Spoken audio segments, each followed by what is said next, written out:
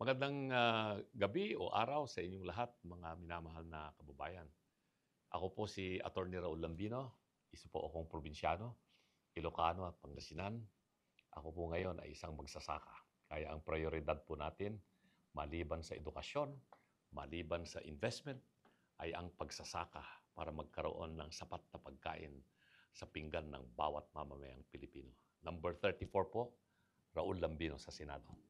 Attorney Raul, unahin ko na 'to para tapos na 'to at mapag-usapan natin yung inyong plataporma 'no. I'm sure aware kayo na, marami ang tumatawag doon sa mga, medyo ano 'no, kumakampi daw sa China bilang mga ano daw, makapili o kaya traidor sa bayan. Ano pakiramdam niyo pagka kayo'y nabibigyan ng ganitong tag ng, mga netizen? Alalahanin natin na sa taong ito, 2025, ating ise-celebrate yung 50 years anniversary ng diplomatic relations ng Philippines and China. June 9, 1975, nung yan ay pinirmahan ng ating bansa. At hindi naman natin kalaban o kaaway ang China. Merong tensyon na nagaganap sa West Philippine Sea at atin yung West Philippine Sea na yan. Hindi nga conflict ang tawag ko dyan, it's just tension.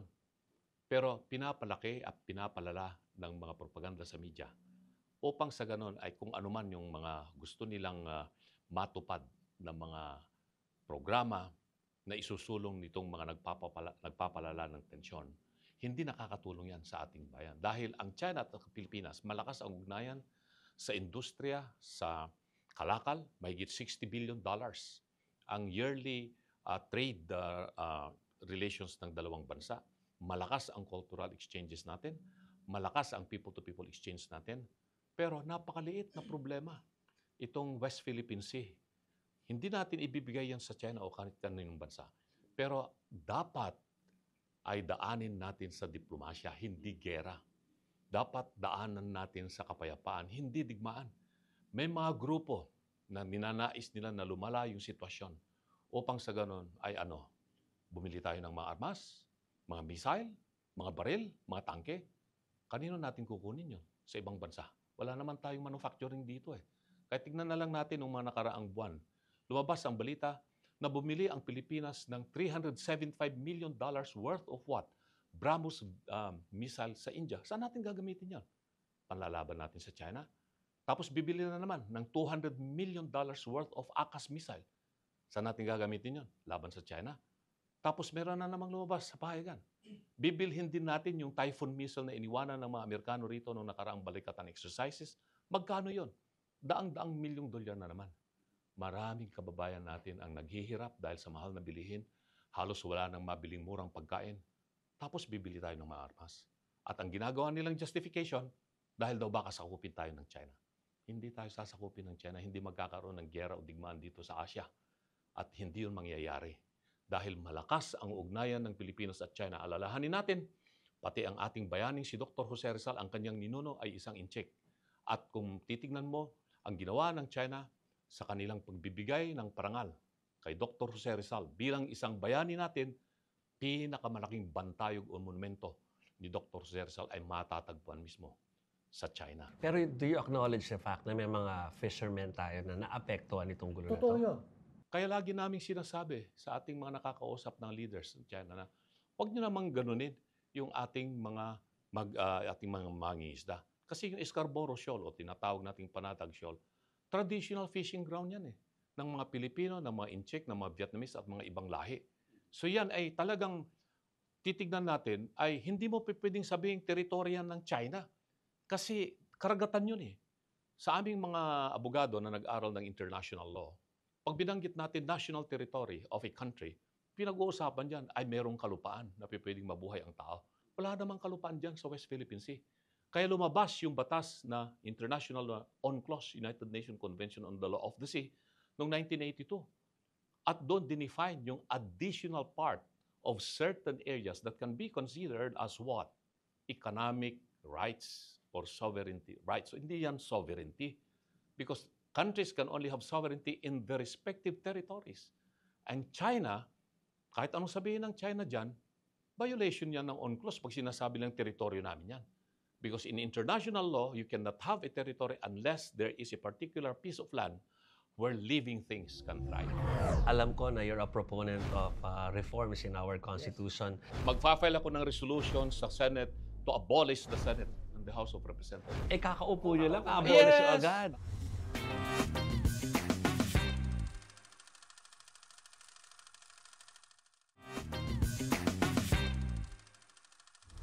Kayo po ay tumatakbo sa ilalim ng PDP laban. Ano po ang reaksyon nyo sa mainit na balitaktakan ng mga Duterte at mga Marcos? Sinabi nyo po, the 32 million votes that VP Sara got in the May 2022 elections cannot be set aside just because of the decision of 215 congressmen who voted to impeach her. Right. Attorney, hindi ba sa usapin ng accountability, yun yung pinag-uusapan dito? Well, accountability presupposes that there is really a crime or any misdemeanor that has been committed. But remember that when you talk of impeachment, pinag-usapan ng impeachment, this is more of a political case than a judicial case. That's why we call it in law, it is a quasi-judicial, quasi-political case. And remember that it's always the national interest that is going to be considered in any political decision. Ngayon, 215 congressmen saying that she is liable and she should be removed from office. That's why they impeach her. They impeach her. So it's now up to the Senate to make a decision whether or not she is guilty. But why are they rushing the impeachment trial as they wanted to have the Senate convene into an impeachment court? Maliwanag naman sa ating saligang batas. Pag naka-recess ang session ng Senado, it cannot call a special session only for the purpose of transforming itself into an impeachment Pero court. attorney, may forthwith na pinag-uusapan. Forthwith is a Germanic origin word, ang etymology niyan. Bakit hindi ginamit sa Constitution immediately? You cannot be making forthwith synonymous with immediately. Otherwise, kung yun ang ibig sabihin ng forthwith, edi ginamit na sana yung immediately. Forthwith means no unreasonable delay. No unreasonable delay. That's the meaning. Pero sa Tagalog, attorney, ano daw yun? Ang translation nun is agad. Oh, well, agad, based on the approved calendar of activities of the Senate. Hindi naman pwedeng agad kinabukasan na. Hindi. Because prior to the impeachment case, meron ng inapproved na legislative calendar ang Senate at saka House of Representatives. Tapos, finurward nila. They transmitted the impeachment, articles of impeachment on February 5, the day when the Senate and the House have agreed to adjourn. Hindi naman pwede yung gano'n. Sabi nga ni Senate President Escudero. And he is right. He is very, very right. Senator Escudero is a brilliant lawyer. He knows what he's talking about. And he has been there for quite some time in some other impeachment cases. So forthwith, yung forthwith, I tell you, you better study this. It's not just an ordinary English word.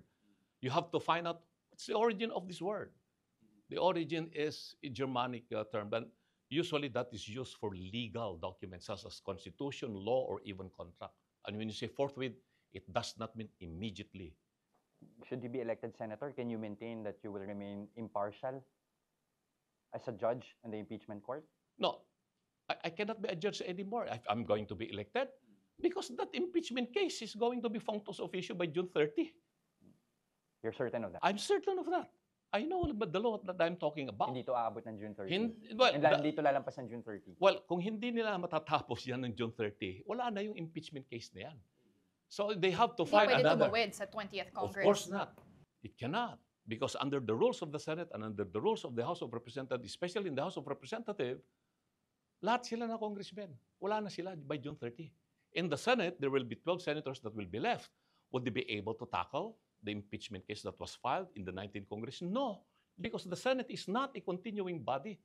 There are only 12 senators. Unlike in the United States, where there were several impeachment cases, like Clinton case, like Judge Speaking, like that, there were always 2/3 members of the Senate in the U.S. na naiiwan sa continuing yung Senate. But in the Philippines, and if you're going to read the rules of the Senate on the unfinished business, on legislative matters, pag hindi ito natapos, automatic, wala na rin yun. And you can do it in parity, or it is parallel to this particular case, because impeachment is not a legislative function, non-legislative yan. There is also a rule of the Senate on non-legislative matter, and what is this? ratification of treaties. Ratification of treaties by the Senate is a non-legislative function. Ang nakalagay sa rule ng Senate, all these matters pertaining to ratification of treaties that are not finished, deemed terminated, and they have to start anew. Ganon din ang impeachment. Mag-file uli sila ng impeachment case. Okay. May tawid ako sa iba pang topic din, Attorney Lambino. Alam ko na you're a proponent of reforms in our Constitution, especially in the early 2000s. Pero ang sinasabi nila, lagi ang Senado doon nagde-dead end eh. So pag nakapanig ka doon, ano ba ang Unang gagawin ko? Yes. Mag-file ako ng resolution sa Senate to abolish the Senate and the House of Representatives. Kakaupo nyo lang, abolish agad. Para masabi niyo, wala akong interest dito na manatiling senador pag ganyan. No, I do not have anything, no, na I have now to protect my position because I'm a senator. Because the only way that we can change this political system of ours, which I consider it plutocracy or oligarchy, because we have a constitution that only caters to benefit the rich, the elite. Kawawa ang masang Pilipino dahil sa constitution na yan. And the Senate has become what? A body composed of people that are what? Supportive of the status quo. And what is the status quo? This is a government of the elite and the rich, not the government of the people that we are supposed to serve. So I will file. My first act would be a resolution to convene Congress, the Senate, and the House in order to discuss the amendment and or revision of the Constitution. And that will include the abolition of the Senate.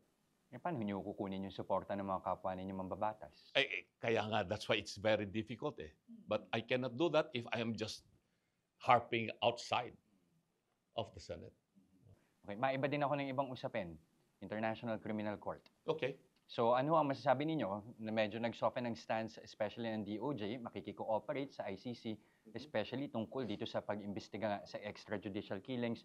You're running under the PDP Laban ticket. Regardless of whether it is President Digong or whoever, the Philippines has an existing legal system that is working. We have existing courts up to the Supreme Court of the Philippines. We have Department of Justice, prosecutors, ombudsman, agencies that are working in order to execute our judicial system. That can only happen, the International Criminal Court can only come in if the legal system of a particular country or nation doesn't work. Hindi mo ito maikukumpara yung Pilipinas na katulad ng mga rogue states in Africa or other countries in Latin America. But they're investigating cases that happened at a time na miyembro pa ho tayo ng ICC. It is all political because at that time, and this is again because of American influence, more particularly the extreme left Democrats, no, who would like, and also the extreme left European thinking. This is an Anglo-Saxon agenda that they can just impose their will upon us, former colonies. Philippines was colonized by the Europeans and then by the Americans, and they always think of that as what? We are not equal to them. No, we are not going to allow that. The ICC cannot have jurisdiction over the president, former President Digong, or anybody who may be charged of what? Crimes against humanity. Now, if there are crimes that were committed by President Duterte, he should be tried here in our legal system. Why are they afraid of in our legal system?